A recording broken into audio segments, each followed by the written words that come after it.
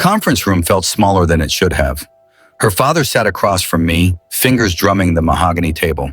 "We need to discuss your situation with our daughter," he said, sliding a folder toward me. Inside, divorce papers, already drafted, already signed by their family lawyer. "This is for the best," her mother added, voice dripping with practiced sympathy. "Maya deserves stability, a real provider, not someone who," she gestured vaguely at me, "struggles?" Maya looked between us, confused. "Mom, what are you doing?" Her father raised a hand. "Let the adults handle this, sweetheart." "Hi, my name is Daniel Cross. I've been married to Maya for 4 years, and she thinks I'm just a freelance consultant who works from home, drinks too much coffee, and barely makes enough to cover our modest apartment. She doesn't know that I founded Meridian Technologies when I was 23. She doesn't know her father, Richard Chen, Senior Vice President of Operations, reports directly to a CEO who reports to me, my mom. She doesn't know every promotion he's celebrated, every bonus he's bragged about, came from a budget I approved. This meeting, I scheduled it. This room, I own it. These divorce papers, I expected them. I'd been watching the pattern for months.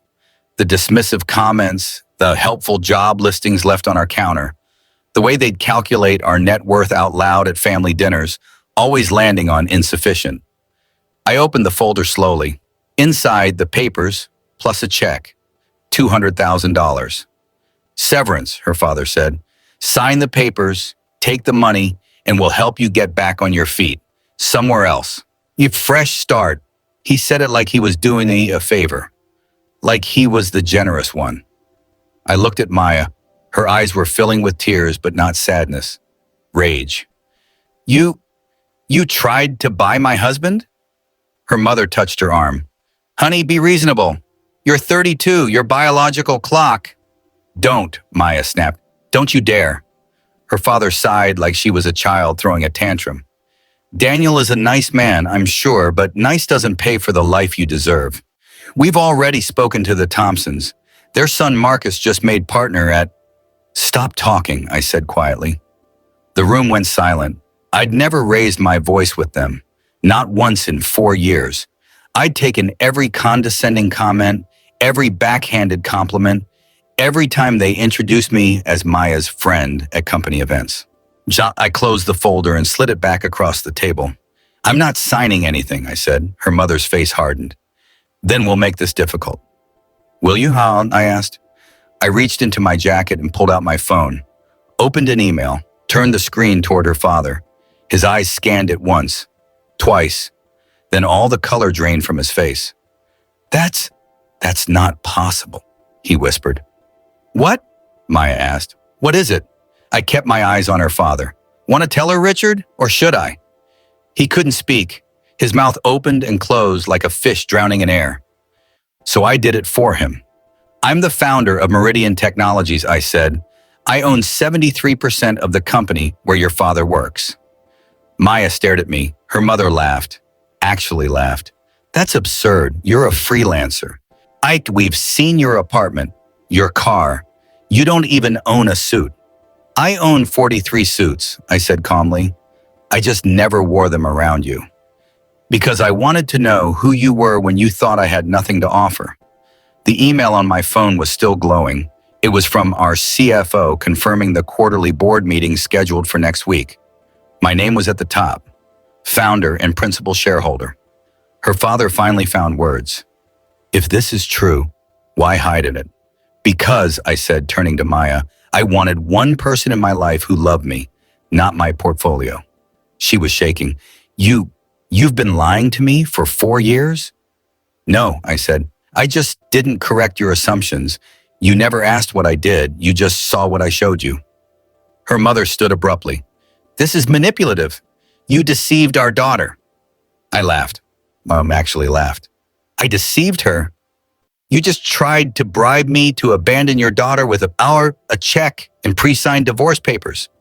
"That was different," her father muttered. "That was practical." "No," I said, "that was insulting.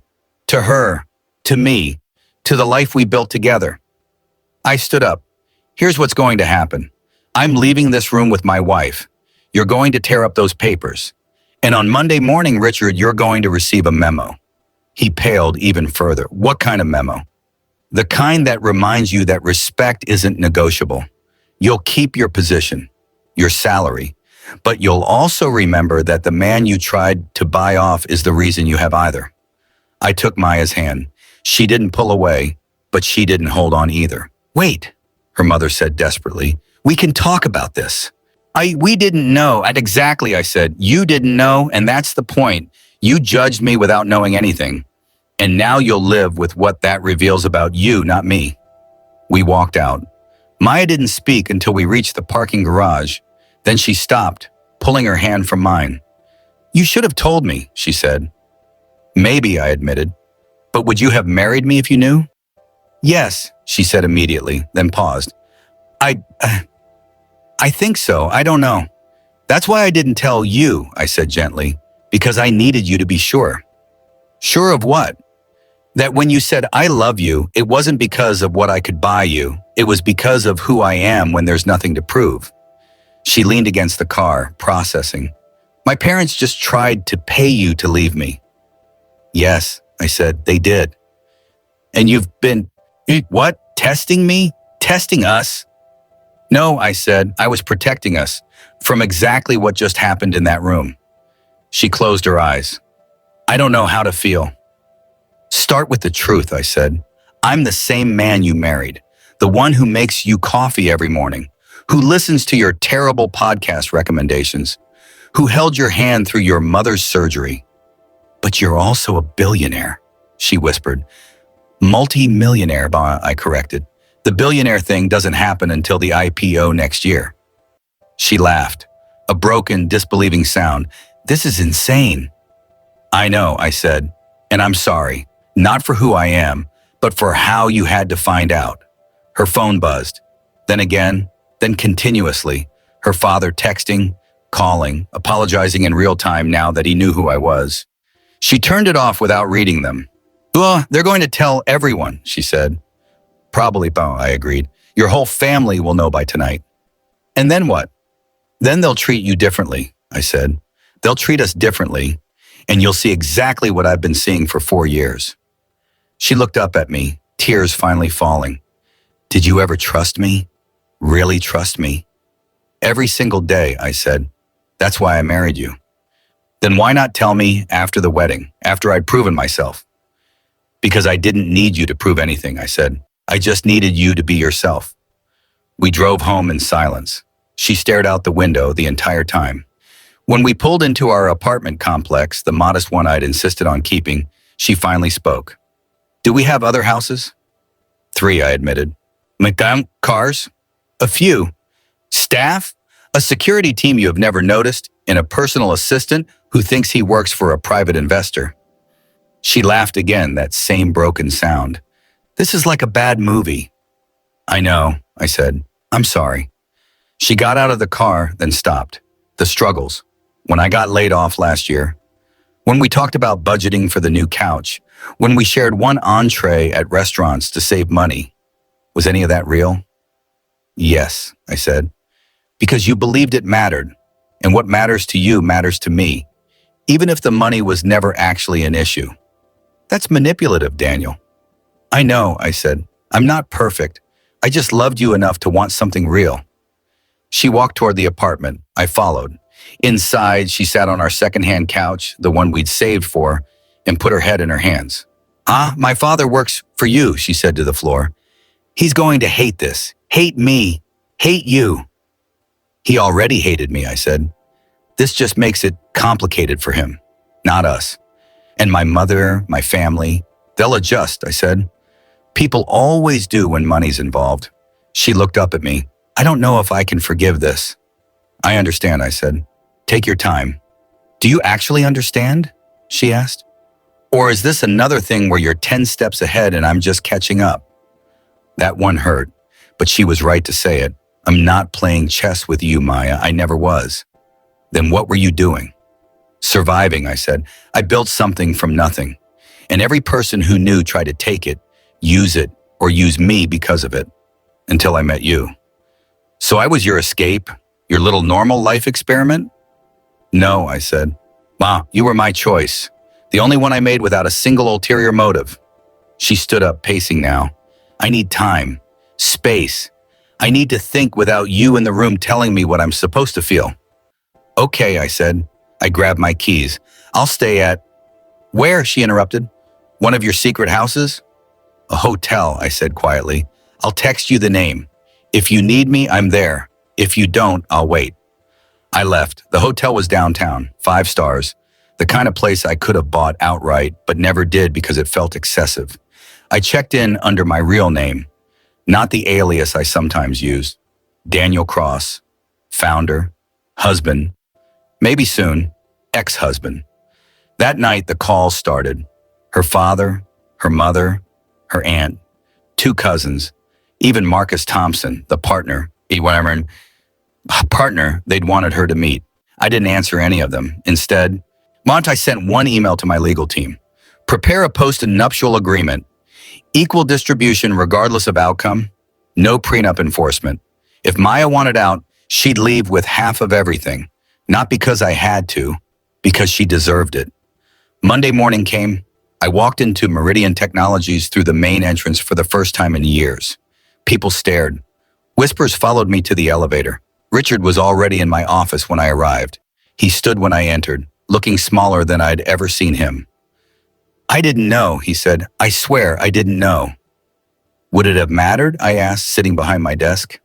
If you'd known at the wedding, at the engagement, would you have treated me differently? He didn't answer, because we both knew the truth. I'm not firing you, I said. Your work is good. Your results are solid. But respect goes both ways now. No more tests, no more checks. He nodded, humiliated. Does Maya, is she… That's between us, I said. You don't get a vote. He left without another word. That evening, Maya texted me. 4 words. Come home. We'll talk. I drove back to our apartment. She was waiting on the couch, same spot as before. But this time, there was a photo album open on the coffee table. Our wedding album. I've been looking at these, she said, trying to find the lie. The moment where you weren't really you. And? I couldn't find it. She looked up at me, eyes red but clear. You're still the man who cried during our vows, who learned to cook because I hate doing dishes, who stayed up all night when I had food poisoning. I am, I said. But you're also the man who lied by omission for 4 years, who let me stress about bills that didn't matter, who watched my parents humiliate you and said nothing. I did, I admitted, because I thought the truth would change everything, and I wasn't ready to lose you. She closed the album. I'm not leaving you, Daniel, but I'm not okay either. Not yet. What do you need? I asked. Honesty, she said. Complete honesty. No more secrets. Not about money, not about your company, not about anything. Done, I said. In therapy, she added. For both of us, because this is bigger than just you and me now. Okay, I said. Whatever you need. She stood up, walked over, and stopped inches from me. And I need you to understand something. What? I didn't fall in love with your potential. I fell in love with your presence.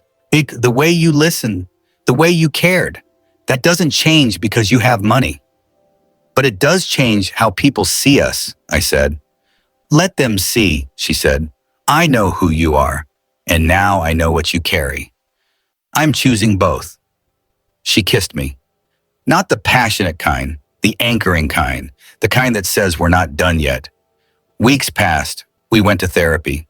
I opened the financial books, showed her everything, the investments, the properties, the charitable foundations she didn't know existed. She cried when she saw the scholarship fund I'd created in her grandmother's name 3 years ago. You did this? Without telling me? She meant something to you, I said. So she meant something to me. Her family adjusted, slowly, awkwardly. Her father retired early with a generous package. Sure, her mother stopped calling unless Maya initiated. And Maya, she went back to work. Not because she had to, but because she wanted to. I need my own thing, she said. Something that's mine, not ours, not yours. I understood. 6 months later, we stood on the balcony of one of those houses she didn't know we had, overlooking the city. You know what's strange? She said. What? I don't miss the old life, the small apartment, the budgeting. I thought I would. But, but I miss the simplicity, the way we were just us. We still are, I said. Just us with better coffee. She laughed, real this time, full. You really thought I'd leave you if I knew? I thought you might love me for the wrong reasons, I said. And now? Now I know you love me, despite every reason not to. She leaned into me. Below us, the city glittered. Lights like fallen stars. Your father called me last week, I said. What did he want? To apologize, to ask if we could have dinner. And I said yes, if you wanted to. She considered it. One dinner, to see if he's changed, or just scared. Fair, I said. That dinner happened the following month. Same restaurant, different table. Her father arrived early, so did her mother. They didn't bring checks, didn't bring advice. Just sat there, older somehow, quieter. We were wrong, her father said simply. About? Maya asked. About what matters. About who matters. About judging a man by what we could see instead of who he was. I didn't gloat, didn't need to. Thank you for saying that, I said. Her mother reached across the table. Can we start over? Maya looked at me. I nodded. We can try, she said. It wasn't perfect. It never would be, but it was real. Later, as we drove home, Maya said, You know what I realized? What? You didn't need to prove anything to them. You just needed me to see you. And do you? I asked. She smiled. Every single day. I didn't build an empire to be seen. I built it to be free. Free to choose who I loved. Free to live without performance. Free to be quiet until the moment I decided to speak. And when I finally did, the silence was mine to break. If this story resonated with you, like and so don't keep it to yourself. If you enjoyed this story, like this video, subscribe for more stories about hidden strength and unexpected revelations. Comment below. Was Daniel right to hide his wealth from Maya? What would you do if you were in her position? Stay or leave. Share your thoughts. We read every comment.